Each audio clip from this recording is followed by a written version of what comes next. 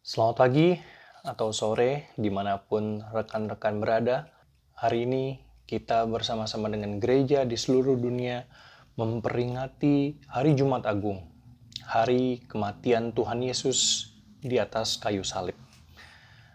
Nah, tahun lalu, 2020, saya ingat bahwa di Singapura ketika circuit breaker atau lockdown atau PSBB itu dimulai, itu tepat di Minggu Sengsara. Jadi tepat sebelum gereja-gereja merayakan Jumat Agung dan Paskah. Nah, puji Tuhan, tahun ini kita di Singapura sudah berkesempatan untuk bisa memperingati Hari Jumat Agung dan Paskah dalam pertemuan ibadah fisik atau face to face. Tapi saya juga teringat rekan-rekan, saudara-saudari sekalian di berbagai tempat, termasuk di Indonesia yang belum bisa mengadakan pertemuan ibadah secara fisik.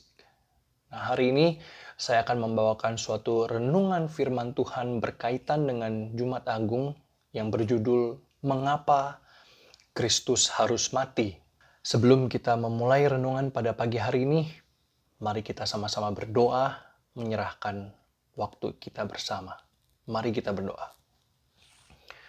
Bapa di dalam surga, terima kasih ya Bapa, karena Engkau telah mengutus anakmu yang tunggal Tuhan Yesus untuk datang ke dalam dunia, menjelma menjadi manusia, mengambil rupa seorang hamba, dan dia begitu setia melayani Engkau, melayani umatmu, bahkan setia sampai mati, bahkan mati di atas kayu salib yang begitu hina. Karena Engkau mengasihi kami dan karena Kristus mengasihi umatmu. Dan kami mau mengingat bersama, memperingati bersama kematian Kristus ini ya Tuhan dengan sungguh-sungguh. Bukan sebagai sekedar suatu ritual saja, tetapi sebagai suatu kejadian, suatu event, kairos yang bermakna, di mana kami diingatkan kembali akan pelayanan dan bahkan pengorbanan Kristus Yesus. Dan ajar kami untuk meresponi pengorbanan Yesus Kristus, kasih-Mu yang begitu besar kepada kami ini dengan baik dan benar. Dan tolong kami untuk mengerti dan juga mengerjakan, mentaati firman kebenaran yang Engkau nyatakan kepada kami. Terima kasih ya Bapa, kami menyerahkan pemberitaan dan perenungan firman pada pagi hari ini ke dalam tangan-Mu, dalam nama Tuhan Yesus, Allah yang hidup, Juru Selamat kami yang sejati, satu-satunya kami berdoa. Amin. Rekan-rekan sekalian, berbicara mengenai penyaliban Kristus, Alkitab sudah banyak sekali menuliskan dan juga menyebutnya, menubuatkan bahkan sejak dari zaman nabi-nabi dengan jelas. Ya, ini adalah kematian Tuhan Yesus yang bukan hanya bersifat metaforik, ya perlambang atau sekedar tersirat, tetapi kematian yang bersifat letter luck, benar-benar terjadi eksplisit dan tersurat. Walaupun di luar sana, di luar kekristenan, penyaliban Kristus ini mungkin menjadi isu yang kontroversial ya. Mereka berkata Allah nggak mungkin menyalibkan Yesus Kristus. Kalau iya berarti Allah adalah Bapa yang kejam, menyalibkan anaknya sendiri. Ini semacam KDRT dalam skala global, ya, dalam skala universal. Atau ada juga yang berkata Yesus Kristus adalah nabi yang tidak bercacat, tidak berdosa. Tidak mungkin Allah hukum mati, apalagi disalibkan. Jadi mereka berkata bahwa sesaat sebelum Tuhan Yesus disalibkan, dipaku di atas kayu salib, Allah kemudian menukar Tuhan Yesus dengan seseorang yang lain yang mirip dia. Mungkin Yudas Iskariot. Alasan-alasan tadi atau argumen di atas kelihatannya menarik. Ya, kedengarannya baik ya, orang Tuhan Yesus itu adalah nabi besar, nabi yang tidak berdosa. Masa dihukum mati? Masa mati di atas kayu salib? Tapi sayang, argumen-argumen tadi, saya harus katakan hari ini, itu adalah argumen-argumen yang tidak mengerti beberapa hal serius yang diajarkan oleh firman Tuhan. Mengapa Kristus harus mati? Yang pertama adalah karena keseriusan Allah yang maha suci dan maha adil terhadap dosa. Sekali lagi, alasan pertama mengapa Kristus harus mati adalah karena keseriusan Allah yang maha suci dan maha adil terhadap dosa. Allah adalah Allah yang maha kudus, maha suci, maha adil. Dan Allah tidak memandang isu dosa itu dengan sebelah mata dan kemudian menutup-nutupinya di bawah karpet. Ya, tidak. Udahlah, biarin aja. Enggak. Allah yang maha suci itu tidak dapat dipersatukan, tidak dapat berelasi dengan dosa atau seseorang yang berdosa. Di Taman Eden, waktu Adam dan Hawa diciptakan dan ditaruh Allah, diberi kepercayaan oleh Allah di situ, Allah berkata bahwa di hari kamu memakan buah yang terlarang, buah pengetahuan yang baik, yang jahat itu, pada hari itu juga kamu akan mati. Tetapi iblis membisiki Hawa, enggak, kamu sekali-kali enggak akan mati. Justru dikatakan matamu akan terbuka. Jadi iblis berkata, ya memang mungkin salah ya kalau kamu makan buah yang terlarang itu, tapi kamu enggak akan mati. Enggak. Ya justru kamu akan menjadi seperti Allah. Allah enggak mau kamu makan buah itu. Kenapa? Karena nanti kamu menjadi seperti dia. Ya, menyaingi dia. Ya. Jadi iblis menggoda manusia untuk menganggap enteng dosa. Suatu persoalan, suatu isu yang sangat serius di hadapan Allah yang maha suci dan maha adil. Tapi iblis berkata, enggak apa-apa. Keuntungannya jauh lebih besar daripada resikonya. Benefit and cost atau profit and risk analysis. Ya, analisa keuntungan dan resiko. Kelihatannya untungnya lebih besar. Tetapi Allah nggak main-main. Waktu manusia jatuh dalam dosa, Adam dan Hawa itu harus diusir pergi, keluar dari Firdaus, keluar menjauh dari hadirat Allah yang maha suci. Roma 3 ayat 23 berkata bahwa semua orang sudah berdosa dan sudah kehilangan kemuliaan Allah. Dosa itu bukan hanya berarti kurang baik, ya, kurang amal. Ya. Bukan, dosa di Alkitab itu dipakai kata hamartia di Perjanjian Baru, itu artinya apa? Artinya melenceng, meleset dari sasaran yang seharusnya. Apa dikatakan? Dosa itu apa? Kehilangan kemuliaan Allah. Sasaran kita seharusnya adalah kemuliaan Allah. Tetapi kita sudah meleset. Mau meleset sedikit, meleset banyak, gak peduli, kita sudah meleset. Itu begitu seriusnya dosa. Ya. Dan diulangi oleh Rasul Paulus juga di Roma pasal 6 ayat 23 bahwa upah dosa ialah maut. Sama seperti apa yang Tuhan katakan. Di hari kamu memakannya, kamu akan mati. Nah memang mati ini punya beberapa level atau beberapa pengertian yang tiga-tiganya ada di dalam Alkitab. Ya, kematian yang pertama itu adalah mati secara rohani. Artinya kita terputus hubungan dengan Allah.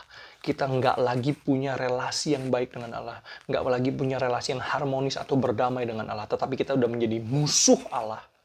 Dibuang Allah. Jadi kita sudah mati, terputus secara rohani. Walaupun kita nggak langsung mati secara fisik, ya, langsung jatuh ke tanah, enggak. Nah, itu adalah kematian yang kedua, yaitu kematian fisik. Setelah kita terputus hubungan dengan Allah, maka konsekuensinya adalah kematian secara fisik. Pada akhirnya kita harus mati. Badan kita kemudian menjadi sakit-sakitan atau badan kita bisa hancur. Ya mungkin karena kecelakaan bisa menjadi tua. Dan akhirnya mati. Nah, apakah berarti kalau manusia tidak jatuh dalam dosa, manusia bisa hidup selamanya? Ini harus saya katakan tidak ada jawaban pasti di Alkitab. Kenapa? Karena Alkitab tidak menuliskan panjang lebar mengenai bagaimana kehidupan manusia sebelum jatuh dalam dosa. Tapi kemungkinan besar, manusia ketika tinggal di Taman Eden bersama-sama dengan hadirat Allah di Firdaus, mereka bisa menikmati umur yang panjang, bahkan mungkin hidup selama-lamanya. Ya, kenapa? Karena di situ juga ada pohon kehidupan. Ya, tapi sekali lagi tidak ada jawaban yang 100% akurat. Kenapa? Karena Alkitab tidak menyatakannya secara eksplisit. Jadi yang pertama adalah mati secara rohani, terputus hubungan dengan Allah. Dan karena itu mati secara fisik, akhirnya mati ya tubuhnya itu setelah terpisah dengan Allah. Dan yang ketiga adalah mati secara kekal. Ya, di dalam hukuman yang kekal, di dalam neraka bersama iblis dan malaikat-malaikatnya yang memberontak kepada Allah. Ya, ini adalah kematian yang terakhir, di mana tidak ada lagi kesempatan, tidak ada lagi kemungkinan berdamai dengan Allah. Jadi itu keseriusan Allah yang suci dan yang adil terhadap dosa. Mengapa Kristus harus mati? Yang kedua adalah karena keseriusan Allah yang maha kasih untuk menyelamatkan manusia yang berdosa. Ya, ingat tadi di awal dikatakan bahwa upah dosa adalah maut. Hukuman dosa adalah maut. Ya. Jadi ketika seseorang berdosa, hukumannya itu adalah kematian. Jadi waktu Adam dan Hawa jatuh dalam dosa, Allah membuat pakaian dari kulit binatang. Ya, jadi di situ ada darah yang dicurahkan, darah tercurah sebagai korban kesalahan untuk Adam dan Hawa yang berdosa. Dan kemudian kita baca di hukum Taurat, 4 dari 5 macam kurban yang diwajibkan atau yang ditetapkan di kitab Imamat itu adalah kurban binatang yang disembelih. Ya, ada kurban bakaran, kurban penebus dosa, kurban penebus kesalahan, dan kurban pendamaian. Semuanya menggunakan binatang yang disembelih. Ada darah yang tercurah. Dan puncaknya adalah kurban Paskah, di mana setahun sekali imam besar yang ditunjuk, yang terpilih, membawa darah anak domba umur setahun yang paling sehat, tidak bercacat, kulitnya mulus, untuk menyucikan umat Tuhan dan mengadakan perdamaian dengan Allah. Jadi Allah yang begitu kasih kepada manusia, ingin menyelamatkan manusia, juga pada saat yang sama harus menegakkan keadilan dan kesuciannya terhadap dosa. Jadi mengapa Kristus harus mati? Karena Allah yang maha kasih itu begitu serius mau menyelamatkan manusia sehingga dia harus mengorbankan anaknya yang tunggal. Satu-satunya untuk mati bagi umat yang hendak ditebusnya. Mengapa harus Kristus? Karena tidak ada yang lain yang sanggup, yang layak menjadi anak domba sebagai kurban menebus dosa banyak manusia untuk mendamaikan manusia dan Allah. Kecuali anak domba Allah yang sejati, yaitu Yesus Kristus. Mengapa Kristus harus mati? Yang pertama karena keseriusan Allah yang maha adil, yang maha suci terhadap dosa. Dan yang kedua karena keseriusan Allah yang maha kasih untuk menyelamatkan manusia. Dan yang ketiga, saya rasa ini alasan yang mungkin tidak sepenting kedua alasan sebelumnya, tetapi harus saya sebutkan di sini. Mengapa Kristus harus mati? Alasan yang ketiga, karena manusia yang berdosa itu tidak nyaman hidup bersama seorang yang suci dan kudus seperti Yesus Kristus. Sehingga Kristus harus mati, mereka bunuh. Selama pelayanannya di dunia ini, Tuhan Yesus seringkali konflik dengan pemimpin-pemimpin agama Yahudi, orang-orang Farisi, ahli-ahli Taurat, bahkan imam-imam mereka. Ya, orang-orang pemimpin agama ini yang seharusnya hidup kudus di hadapan Allah, orang-orang yang seharusnya mengerti rencana keselamatan Allah untuk umatnya. Tetapi ternyata pemimpin-pemimpin agama ini justru yang paling menginginkan kematian Tuhan Yesus. Lebih daripada pemerintah Romawi. Pontius Pilatus ingin membebaskan Yesus karena dia tidak mendapati Tuhan Yesus bersalah. Tetapi dia terdesak, Pontius Pilatus terdesak oleh orang-orang yang sudah dihasut oleh pemimpin-pemimpin agama Yahudi. Salibkan dia, salibkan dia. Dia terdesak dan akhirnya dia harus menjatuhi hukuman yang sebenarnya tidak layak diberikan kepada Yesus Kristus. Jadi orang-orang pemimpin-pemimpin agama ini merasa terancam. Ya, kita lihat ya, memang Tuhan Yesus datang untuk menyembuhkan, untuk menebus mereka yang sakit, yang bersalah. Jadi di Matius pasal 9, waktu itu Tuhan Yesus sedang makan-makan, berjamu bersama dengan orang-orang yang dikatakan berdosa, ya, pemungut cukai, dan mungkin juga wanita-wanita yang tunasusila istilahnya ya. Pada waktu itu orang Farisi melihat dan kemudian mereka bilang kepada murid-muridnya di Matius pasal 9 ayat 11, "Mengapa gurumu makan bersama-sama dengan pemungut cukai dan orang berdosa?" Lalu kemudian Tuhan Yesus mendengar perkataan tersebut, pertanyaan tersebut, dan dia berkata di ayat 12 dan 13, "Bukan orang sehat yang memerlukan tabib, tetapi orang sakit. Jadi pergilah dan pelajarilah arti firman ini, yang ku kehendaki ialah belas kasihan dan bukan persembahan, karena aku datang bukan untuk memanggil orang benar, melainkan orang berdosa." Saudara-saudari sekalian yang terkasih di dalam Yesus Kristus, kalau gitu siapakah kita di dalam kisah atau percakapan ini? Apakah kita adalah termasuk pemimpin-pemimpin agama yang merasa terancam karena keberadaan Tuhan Yesus? Karena kita merasa disaingi, karena hati kita merasa diobrak-abrik, ya, kekotoran jiwa hati kita dikeluarkan ya di depan sana oleh Tuhan Yesus, dan kita merasa terancam.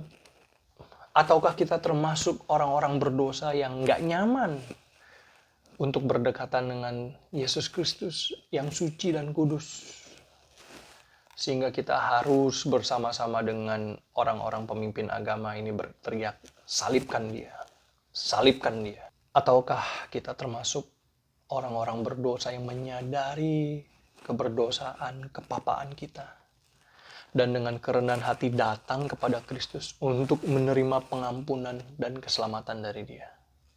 Karena Dia adalah satu-satunya anak domba Allah yang hidup, yang kekal, yang darahnya sudah tercurah untuk menebus setiap orang yang percaya kepadanya.